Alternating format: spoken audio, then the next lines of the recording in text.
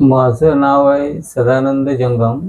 एक सामाजिक बांधिलकी म्हणून मी एक खेडमधील रोटरी प्रतिष्ठान संचलित रोटरी इंग्लिश मीडियम स्कूल या एक सामाजिक भावनेतून हा एक विषय आपण शैक्षणिक असल्यामुळे तो हाताळला. अपिलाचं अंशतः मान्य करून ते अपील पुन्हा रिव्हिजनसाठी खेड प्रांताधिकारी कार्यालय खेड माननीय प्रांताधिकारी न्यायालयात उचित सुनावणीसाठी पाठवल्याचं आम्हाला तसं लेखी पत्र मिळालं. याबाबत लवकरच त्याची पूर्तता होईल. अर्थात पाल्य बसलेला असताना त्यांच्याकडनं खालून फी घेतली गेली. फी घेत असताना पण शासनाकडनंही वसूल करतात. शासन मग त्या 25% जे विद्यार्थी दुर्बल घटकातील त्यांची फी शासन संस्थेला देतं. तिथे हे शासनाचे निदर्शनास आणून देऊन पुढील कारवाईची आम्ही मागणी करणार आहोत. माझं नाव आहे सदानंद जंगम.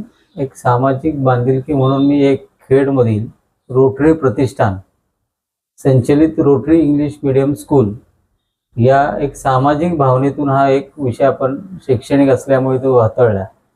मी डिसेंबर 2024 पासून रोटरी इंग्लिश मीडियम स्कूलबाबत संबंधित विभागाकडे अर्थात जिल्हाधिकारी कार्यालय रत्नागिरी, प्रांत अधिकारी कार्यालय खेड या ठिकाणी पत्रव्यवहार करून जी अपेक्षित माहिती संकलित करून याबाबत जो पत्रव्यवहार केला ते खेड प्रांताधिकारी खेड यांनी निवासी अर्थात वसतिगृहाच्या येण्याबाबतची जी काय अटी शर्तीचं भंग झालं म्हणून ते 1 जून 2026ला येणे ऑर्डर रद्द केली.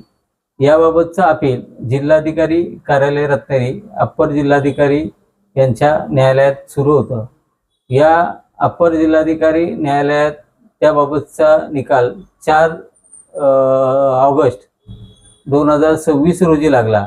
या अपिलाचं अंशतः मान्य करून ते अपील पुन्हा रिव्हिजनसाठी खेड प्रांताधिकारी कार्यालय खेड माननीय प्रांताधिकारी न्यायालयात उचित सुनावणीसाठी पाठवल्याचं आम्हाला तसं लेखी पत्र मिळालं.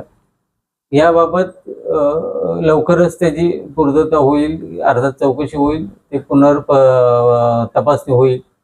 मात्र आम्ही हे वसतिगृह आणि शैक्षणिक बिनशेती याबाबत शैक्षणिक बिनशेती ही जिल्हाधिकारी कार्यालय रत्नागिरी यांच्याकडे दाखल केली होती. ही डिसेंबर 2024 याच वेळेला दाखल केली होती. याबाबतचा पत्रव्यवहार सातत्याने आमचा आजही सुरू आहे.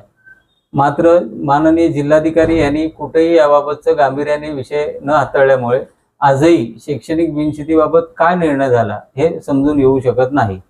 मात्र याबाबत मी मार्च 2026 रोजी प्रांताधिकारी कार्यालय खेड येथे उपोषण ला बसल्यानंतर त्याच दरम्यानी महाराष्ट्र शासनाचं अधिवेशन चालू होतं.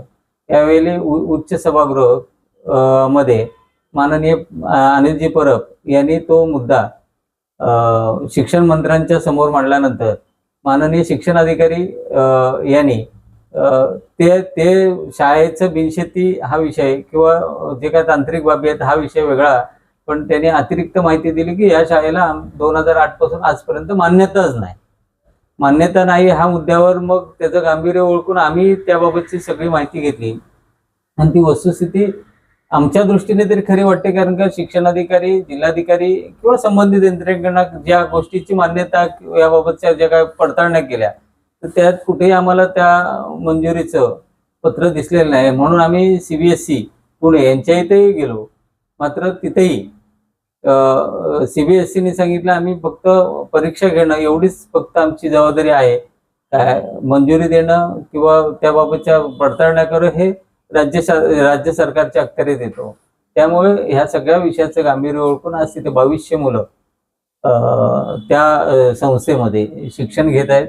त्या पाल्यांचं आणि पालकांची एक नैतिक जबाबदारी आहे की आपल्या पाल्य आणि पालक हे आपण ज्या शाळेत आहोत किंवा ज्या ठिकाणी आहोत त्याचं पुढील भविष्य काय असावं. म्हणून ह्या दृष्टीने आम्ही माननीय जिल्हाधिकाऱ्यांना परवाची पत्र दिलेलं आहे. या विषयाचं गांभीर्य ओळखून आपण उचित कारवाई करावी, त्याबाबतची चौकशी करावी. अन्यथा आम्ही 2 ऑक्टोबर 2 ऑक्टोबर 2026 रोजी खेड प्रांत कार्यालयाच्या येथे उपोषणावर बसणार असं मी लेखी पत्र दिलेले. माझी विनंती अशी आहे शासनाला की याबाबतची लवकरात लवकर तपासणी चौकशी करून सत्य काय आहे हे लोकांच्या समोर आणि पालक आणि पाल्यांच्या समोर आणावं, एवढी आमची शासनाला विनंती. नमस्कार, मी उदय बोरकर, सामाजिक कार्यकर्ता. आमचे मित्र सदानंद जंगम यांनी रोटरी प्रतिष्ठान संचलित रोटरी मीडियम स्कूलच्या संदर्भात जो विषय आता इथे आपल्या पत्रकारांसमोर मांडला, त्या संदर्भात आम्ही सुद्धा अशी भूमिका घेतलेली आहे की शासनाने सांगितले की तिला मान्यता नाही, त्यामुळे मुलांच्या भवितव्याचा प्रश्न इथं निर्माण होत असल्यामुळे आम्ही ह्या संस्थेकडे तिथे साधारण असं लक्ष ठेवून हवं की या संस्थेवर शासन काय निर्णय घेते. पवित्र मानल्या जाणाऱ्या शिक्षण क्षेत्रात सुद्धा रोटरी प्रतिष्ठान खेड ह्या संस्थेच्या संस्थाचालकांनी शासनाचा, पालकांचा, विद्यार्थ्यांचा विश्वासघात केलेला दिसून येत असल्याने या संदर्भात शासनाने योग्य भूमिका घेऊन या बाबतीत या 2200 मुलांचा जो प्रश्न आहे, भवितव्याचा प्रश्न, तो शासन निर्णय काढून तो सोडवावा. कदाचित शासनाने असा निर्णय घ्यावा की ती 2200 मुलांचा दुसऱ्या योग्य शाळेत हस्तांतर करून त्यांची शिक्षण प्रक्रिया ती व्यवस्थित पार पाडावी. आमचा प्रश्न हा फक्त त्यांनी केलेल्या गुन्हे किंवा ह्या संदर्भात असून त्यांनी मुलांचं भवितव्य कुठल्याही धोक्यात येऊ नये हे शासनाने याची जबाबदारी घ्यावी. यासाठी आम्ही या आंदोलनाला आमचा पाठिंबा आहे आणि त्यात सहकार्य करणार असून आमचे सगळे मित्रमंडळी यांच्यासोबत, सदानंद जंगमांच्या सोबत या लढ्यात उतरणार आहोत. काय वाटतं, एवढा जेव्हा शिक्षण मंत्र्यांच्या लेवलला हा विषय हाताळला जातो आणि तरी सुद्धा त्याच्यावरती खालच्या स्तरावरती कारवाई होताना दिसत नाही, त्याकडे कसं बघताय? हे साधारण बघितले तर 2008 पासून 2018 पर्यंत आज शाळा ती रन होते. हे जे सगळ्या अधिकारी, ते गट शिक्षण अधिकाऱ्यांपासून शिक्षण अधिकारी, जिल्हा अधिकारी, हे संबंधित सगळे जे यंत्रणा आहेत त्यांच्या समोर हे साधारण हे प्रकार चाललेले आहेत. हे जर चाललेले प्रकार आम्ही त्यांच्या निदर्शनास आणून दिल्यानंतर सुद्धा ते चालढकल करत असतील तर यात संशय येण्यासारखी जागा आहे की ह्यात यंत्रणेचे कुठे त्याला पाठिंबा आहे का, त्यासाठी चौकशी करणं गरजेचं आहे. या अनुषंगाने आम्ही पोलीस स्टेशनला तक्रार देणं किंवा गरज पडल्यास जनहित याचिका दाखल करणं, या सगळ्या गोष्टी आम्ही त्या अनुषंगाने करायची आमची तयारी आहे. साधारण आम्हाला अशी माहिती आता उपलब्ध होते की ज्यांनी ती जागा खरेदी केलेली आहेत त्या अनुषंगाने ज्या अटी शर्तींची पूर्तता करायला पाहिजे त्या सुद्धा केलेल्या नाहीत. त्याचा हा अभ्यासाचा भाग आहे. ती माहिती घेऊन आम्ही पुढील पत्रकार परिषद घेऊन या गोष्टीची आणखी माहिती पत्रकार मंडळींसमोर आणि जनतेच्या समोर आम्ही आणू. थोड्या वर्षापासून ही शाळा चालते, कित्येक विद्यार्थी या शाळेमधून पुढे गेलेले आहेत. असं असताना हा विषय किती गंभीर वाटतोय तुम्हाला आणि हे असं चालू राहताना दिसलं तर याचे परिणाम काय होतील? हा विषय अत्यंत गंभीर आहे, कारण 2200 मुलं शिकतायत हाच प्रश्न नाही, त्याच्या अगोदर शिकून गेलेली जी 2008 पासून जी मुलं आहेत त्यांच्या भवितव्याचा प्रश्न आहे. उद्या याबाबत न्यायालयीन प्रश्न निर्माण झालाय, ते शाळेत शिकून गेलेली मुलं किंवा शिकतायत त्यांच्या भवितव्याचा प्रश्न निर्माण झाला की शाळा जर अनधिकृत असेल आणि त्या शाळेत शिकलेली जर मुलं त्यांच्या शिक्षणावर जर प्रश्न निर्माण झाला तर मुलांचं भवितव्य धोक्यात येऊ शकतं. त्यामुळे या बाबतीत शासनाने योग्य तो निर्णय घेऊन त्याच्यावर कारवाई करणं गरजेचं आहे. अन्यथा पुढील मार्गाने आम्हाला ह्या बाबतीत न्यायालयाची दारे ठोठावायला लागतील आणि प्रत्येक गोष्टीत पाठपुरावा करून न्याय मिळवावा लागेल. सुरक्षेच्या मुद्द्यावर मग तुम्ही बोलत होता, सुरक्षेच्या दृष्टिकोनातून मुद्दा असा आहे की त्या ठिकाणी 2 शैक्षणिक वापरासाठी इमारती बांधलेल्या आहेत. एक वसतिगृह आहे आणि एक शैक्षणिक गृह आहे. त्या ठिकाणी जाण्यासाठी सुरक्षेच्या दृष्टीने रस्तेही नाही. दुर्दैवाने असा प्रकार कधी जर क्वचित जर घडला, लखनौ किंवा दिल्लीमध्ये ज्या क्लासेसमध्ये घडला आणि असं जर काय एखादी दुर्घटना घडली तर त्याची जबाबदारी कोणाची? मग सुरक्षितेच्या दृष्टीने माननीय जिल्हाधिकाऱ्यांनी त्याचं गांभीर्य ओळखून प्रत्यक्ष पाहणी त्या ठिकाणी येऊन करावी अशी आम्ही त्यांना विनंती केली.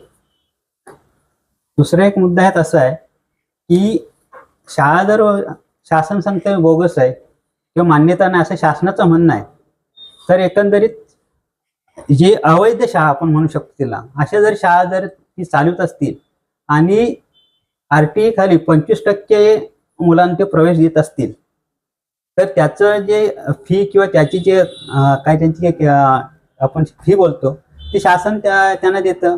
त्यांनी ती शासनाकडनं वसूल केलेली आहे. एकतर हा बोगस शाळा असताना शासनाची फसवणूक करून ते पैसे लाखो रुपये वसूल केले, शासनाकडनं मिळवलेले आहेत. या बाबतीत सुद्धा फौजदारी गुन्हा दाखल होणं गरजेचं आहे आणि त्या प्रक्रियेसाठी आम्ही प्रयत्न करणार आहोत. कारण शासनाचे पैसे तुम्ही बोगस शाळेने मिळवलेत, शासनाने ही बाब गांभीर्याने घ्यायला पाहिजे. परत इकडनं एक अनुज जोशी म्हणून आमचे इतके पालक आहेत, त्यांनी तक्रार केलेली आहे की त्यांच्याकडनं सुद्धा ते 25% आरक्षणात त्यांची पाल्य बसलेलं असताना त्यांच्याकडनं खालून फी घेतली गेले. फी घेत असताना परत शासनाकडनंही वसूल करतायत. शासन मग त्या 25% जे विद्यार्थी दुर्बल घटकातील त्यांची फी शासन संस्थेला देतात किंवा शाळेला पुरवतं. हे गुन्हा गंभीर आहे ना. परत त्या मुद्द्यावर सुद्धा शासनाने लक्ष घालून यांच्यावर स्वतःहून गुन्हे दाखल करायला पाहिजेत. ही शासनाची फसवणूक आहे. या बाबतीत सुद्धा आम्ही शासन दरबारी पत्रव्यवहार करून तिथे हे शासनाचे निदर्शनास आणून देऊन पुढील कारवाईची आम्ही मागणी करणार आहोत.